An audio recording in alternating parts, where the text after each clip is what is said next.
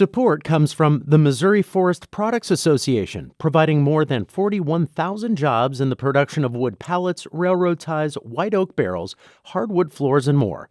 Details at choosewood.com. This is St. Louis on the Air from St. Louis Public Radio. I'm Elaine Cha. It's complicated. Part of the equation to getting elected is you can't be too extreme. I think that those lawsuits will be filed instantaneously. Revenue loss from hypothetical children that might be born? Yeah. I mean, I guess, for example, if somebody had an abortion and decided not to, and that child ended up becoming a trillionaire, maybe they could give billions of dollars to the state. But again, how can you possibly predict that?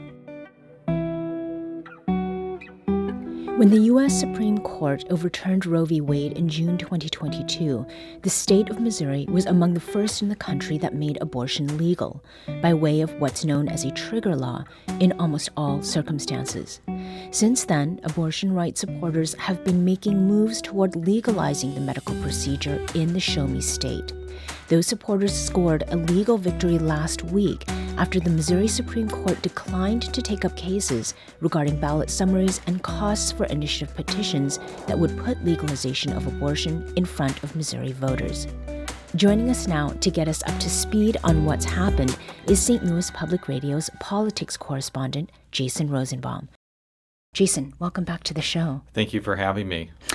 So the Missouri Supreme Court's declining to hear these cases now sets the stage for abortion rights proponents to gather signatures needed to put an initiative petition on the ballot. Why is that, Jason? Because when the Supreme Court of Missouri declined to hear an appeal from Secretary of State Jay Ashcroft over how voters see a description of the initiative on the ballot, it basically meant that a lower court ruling that was favorable to abortion rights proponents was set in stone, and there's really no more legal cases to take. Mm-hmm. So because of that, the proponents of these initiatives pretty much have free rein to gather signatures if they want to. Mm-hmm. And it's quite a number of proposals, wasn't it? It was 11. Mm-hmm. And it was 11 because they are very different from each other. Some of them would legalize abortion up to 24 weeks of pregnancy, others up until fetal viability, and there's one that does not have a gestational limit at all, and that actually is preferred by a lot of people within the abortion rights movement, including officials with Planned Parenthood have said that I've talked with, said that they really are not inclined to enthusiastically support any initiatives that have restrictions on it, and they would prefer ones without them, which is the one without the gestational limit. Mm-hmm. And so that is really what the objection was on the part of Ashcroft. Ashcroft's it's complicated. With a lot of ballot item legal fights, it's often difficult to explain, but I'll try my best. So Ashcroft is responsible for writing a summary of ballot items that get submitted to his office. He wrote summaries for all 11 initiatives. And the proponents of these initiatives thought that the way that he wrote them were prejudicial, unfair, and they sued. And basically, the proponents of these initiatives won because the rewritten summary is much more favorable than what Ashcroft wrote. And when I say favorable, the way these initiatives that are described are very important to whether they pass or not, because oftentimes people go into the ballot box. I was about to say to go into the ballot box. The ballot booth is more accurate. They see a description of these initiative petitions, and they usually decide right then and there how to vote. So an unfavorable ballot summary could doom some of these initiatives, even if they get enough signatures. Mm-hmm. Insofar as that ballot language is concerned, Jason, can you give us a sense of something that Secretary of State Jay Ashcroft wrote versus what judges with the lower courts wrote? Yeah, like, for example, he said that some of the initiatives would legalize abortion from the moment of conception up to live birth. and also said it would repeal some of the statutes related to right to life. The proponent, Ashcroft has said, like, he feels this is an accurate way, in his view, of describing these initiatives. The proponents of these initiatives have said these are wildly prejudicial ways to describe these initiatives, and using terms like right to life in it of itself is kind of prejudicial. So the judges agreed with the abortion rights proponents, and I don't have all the ballot summaries in front of me, but it changed it to would repeal the state's abortion ban, would allow abortion up until like 24 weeks, or one of them says that there's no gestational limit on abortion, things like that. Things that could still prompt people to vote against it, but just not that type of language. Right. So before we move on from that point, some of the other news last week involved the Missouri Supreme Court's declining to hear a challenge to State Auditor Scott Fitzpatrick's fiscal note. What's that all about, Jason? That is a very interesting intra-party conflict that was initially between Fitzpatrick and Attorney General Andrew Bailey. Bailey had said that Fitzpatrick's summary of these initiatives, which basically said that they would likely not cost the state that much, was wrong. And he was arguing that it could cost the state billions of dollars because, in his view, it could jeopardize Medicaid funding. Or if you extrapolate the amount of money, tax money that could be gained if abortions didn't happen, it could go into the billions of dollars. Fitzpatrick has said that no agency said that Medicaid funding would be jeopardized, and that other hypothetical is so impossible to really gauge that it's not even worth considering.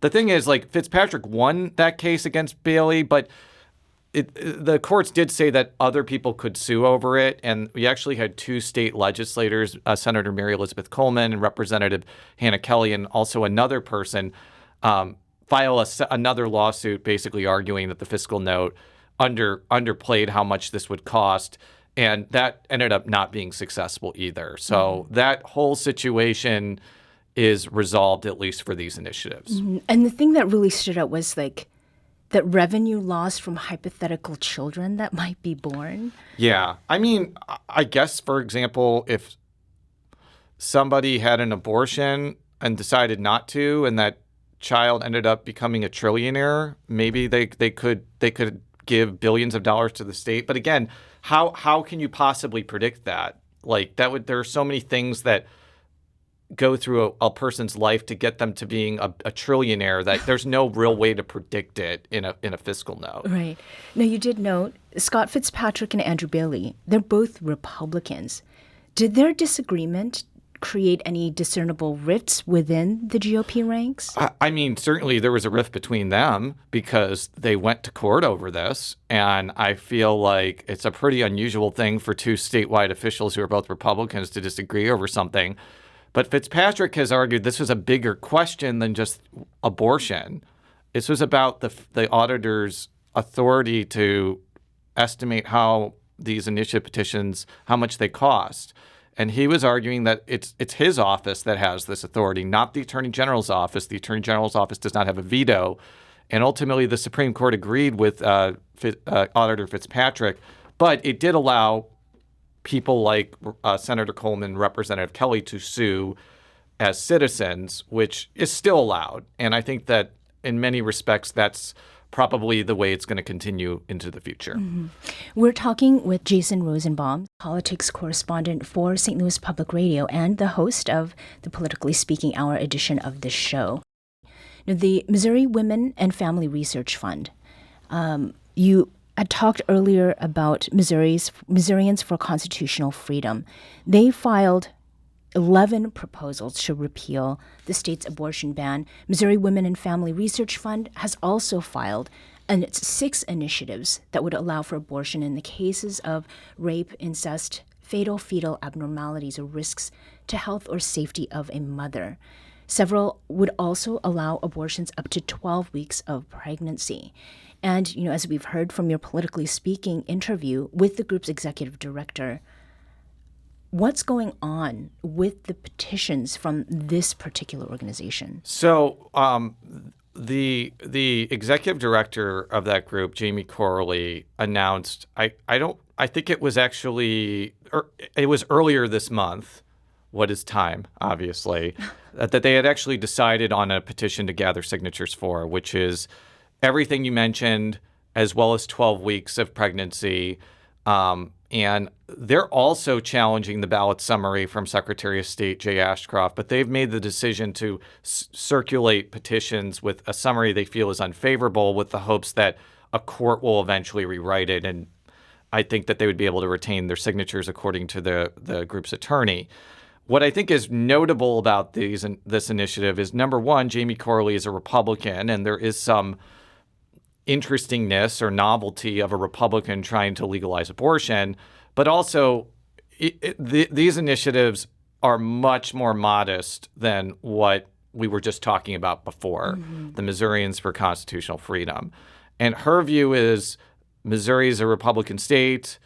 It has a lot of conservative voters who are uncomfortable with the idea of abortion, but she's banking on the idea that they would support a incremental scale back of the abortion ban. And I think she would also make the argument that some of the things that are in this initiative are not necessarily incremental, especially if they're dealing with like the health safety of the mother.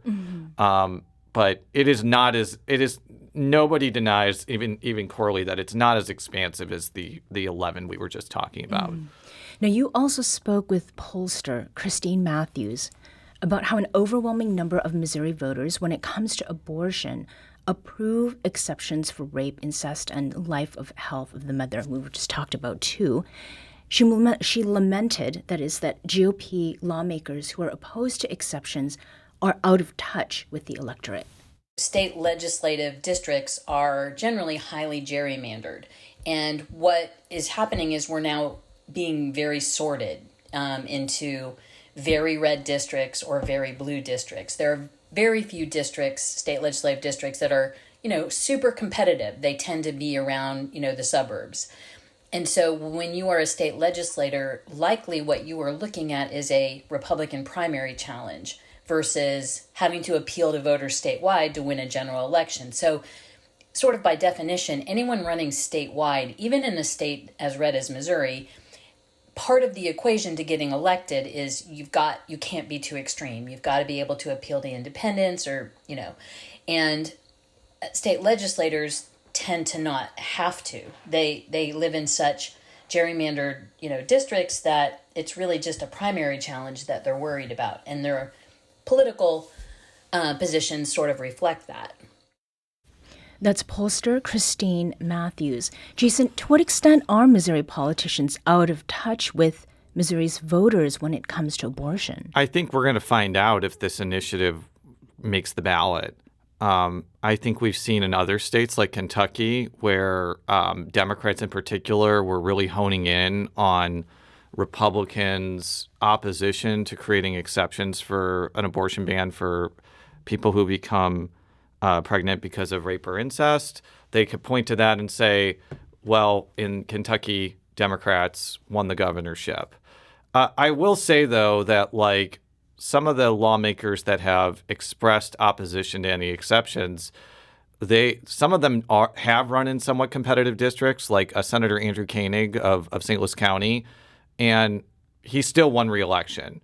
So it's not absolute, and I would not say the 15th district is horribly gerrymandered as other ones are, but I think we're just going to have to see if that type of strategy works, because I can also imagine that if somebody like Secretary of State Ashcroft becomes the nominee for governor, and he also is opposed to repealing the state abortion ban, that could be an issue that's used against him, and if he ends up winning election, that could be a counter argument that it's so unpopular it causes him to lose. Mm-hmm. Now, there are two issues related to timing, time lost, and timing of when people could actually vote whether to legalize abortion. Starting with time lost, here's Mallory Schwartz of Abortion Action Missouri reacting to last week's victory, again, when the Missouri Supreme Court declined to hear Secretary of State Jay Ashcroft's challenge to ballot language. The Missouri Supreme Court has upheld the people's democratic right to a fair initiative petition process and their right to make their voices heard, to demand access to abortion. I think what's tough is Ashcroft has intentionally sabotaged this process over the past 9 months. Now, due to his actions, any campaign is left to evaluate the damage and see what is possible to move forward on this timeline that should have been done 6 months ago.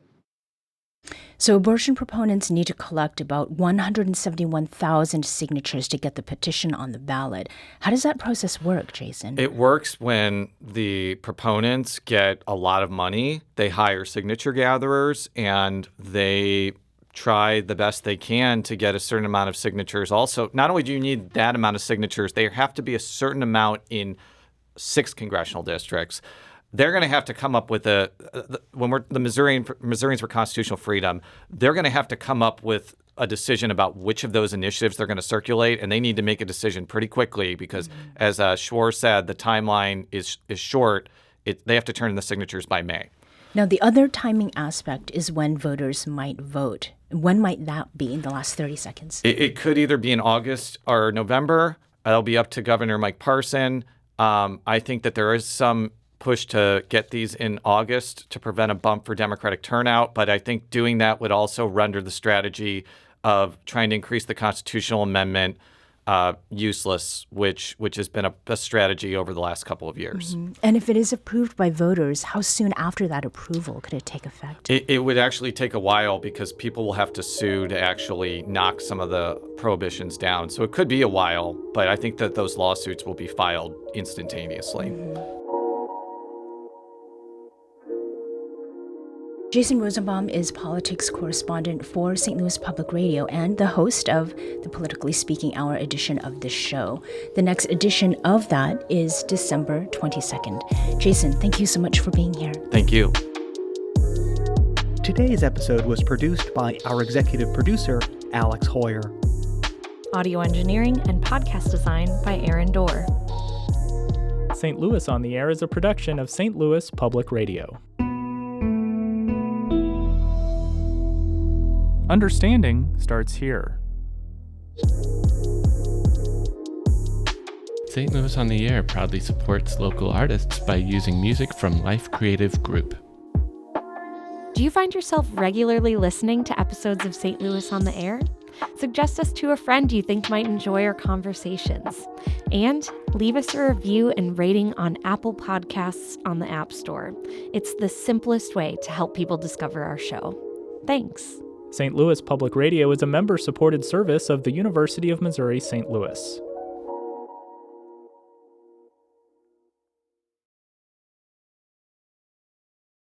Support comes from Missouri Forest Products Association, committed to sustainable and sound conservation of the state's forests, which support more than 41,000 Missouri jobs, resulting in a $10 billion industry.